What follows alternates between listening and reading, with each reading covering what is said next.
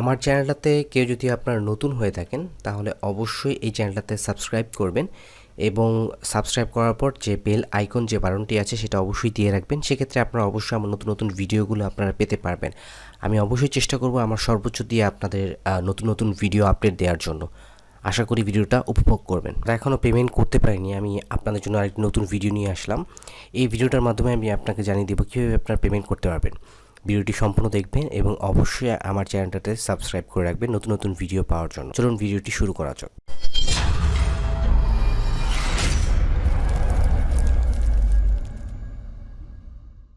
প্রথমত হচ্ছে আপনি বিকাশ অ্যাপসটাতে যাবেন, যাওয়ার পর দেখবেন আরও দেখুন এরকম একটি অপশন আছে। যদি আপনার অপশনটা থেকে থাকে আরও দেখুন এখানে ক্লিক করতে হবে। ক্লিক করার পর এডুকেশন ফি এখানে আপনাকে ক্লিক করতে হবে। ক্লিক করার পর পরবর্তীতে দেখবেন এডুকেশন ফিটা আপনার এখানে আসবে। আসার পর দেখবেন লেখা আছে boesl ট্রেনিং, আপনি ক্লিক করবেন। boesl ট্রেনিংয়ে ক্লিক করার পর আপনার এখানে একটা মাসের সংখ্যা আসবে, সেটা হচ্ছে আপনি অবশ্যই এখানে আগস্ট মাস দিবেন, আগস্ট 2022। এখানে দেওয়ার পর অবশ্যই এখানে লেখা আছে পাসপোর্ট নাম্বার দিন। এখানে আপনি আপনার যে পাসপোর্ট নাম্বারটা আছে সেখানে পাসপোর্ট নাম্বারটা দিবেন। পাসপোর্ট নাম্বারটা দেওয়ার পর এখানে অবশ্যই আপনাকে আগস্ট 2022 লিখতে হবে এবং এখানে পেমেন্টটা হবে হচ্ছে 500 টাকা। ঠিক আছে, 500 টাকাটা অটোমেটিক সিলেক্ট হয়ে যাবে এবং 500 টাকা দেওয়ার পর আপনাকে এবং এটা দেওয়ার পর এর পরবর্তীতে অপশনে এটা আসবে।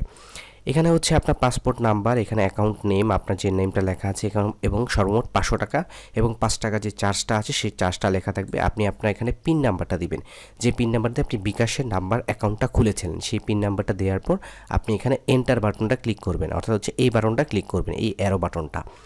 এটা ক্লিক করার পরে আপনাকে এখানে লেখা রাখবে এডুকেশন ফি দিতে ট্যাপ করে ধরে রাখুন।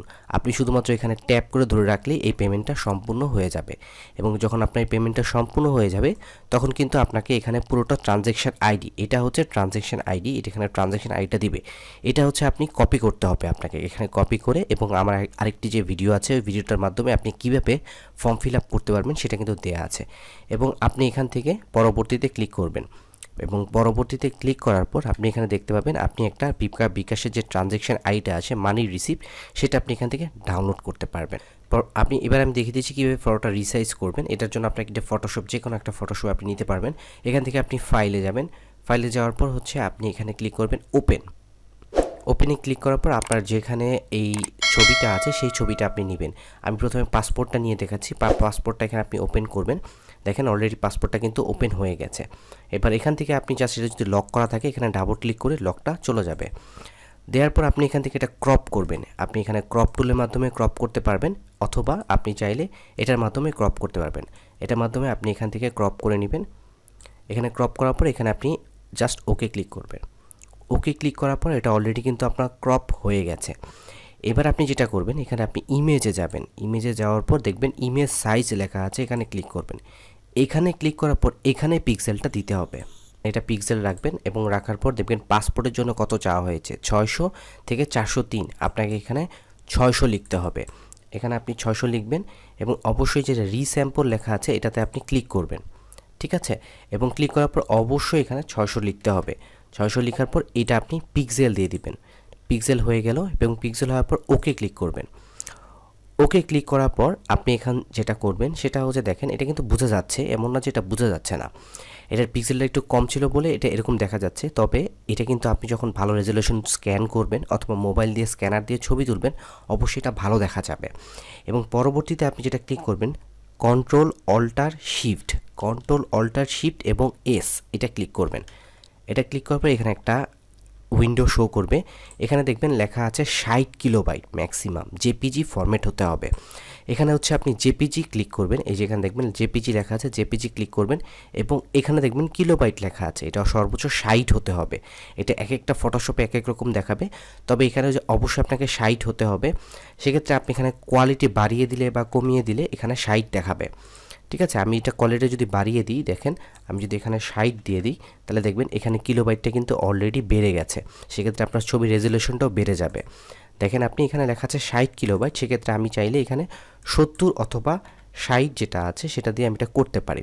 সেক্ষেত্রে আমি এটা 65 দিয়ে দিলাম কোয়ালিটি এবং আপনি এখানে জাস্ট সেভ বাটনটা ক্লিক করবেন। সেভ বাটন ক্লিক করার সাথে সাথে আপনি যেখানে সেভ করতে চাচ্ছেন সেখানে আপনি সেভ করতে পারবেন। এটা আমার সেভ হয়ে গেল এবং এটা আমার ডান।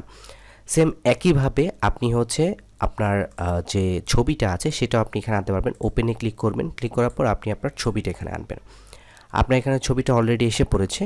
সেমভাবে আপনি এখানে ক্রপ টুলে যাবেন, ক্রপ টুলে যাওয়ার পর এটা আপনি কতখানি ক্রপ করতে চাচ্ছেন সেটা আপনি সিলেক্ট করবেন এখান থেকে।